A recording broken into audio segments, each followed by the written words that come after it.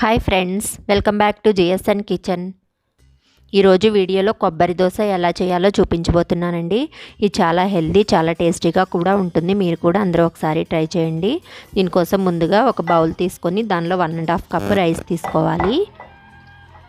దీనిలో కొంచెం water add చేసుకొని ఒక 2 to 3 టైమ్స్ బాగా వాష్ చేసుకోవాలి. వాష్ చేసుకున్న తర్వాత దీనిలో కొంచెం వాటర్ యాడ్ చేసుకొని ఒక 3 అవర్స్ నానబెట్టుకోవాలి.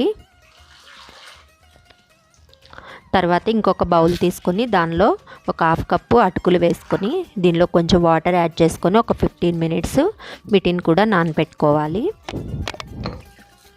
బాగా నానిపోయిన తర్వాత ఒక మిక్సీ జార్ తీసుకొని ముందుగా రైస్ని మిక్సీ జార్లో వేసుకొని మెత్తగా గ్రైండ్ చేసుకోవాలి.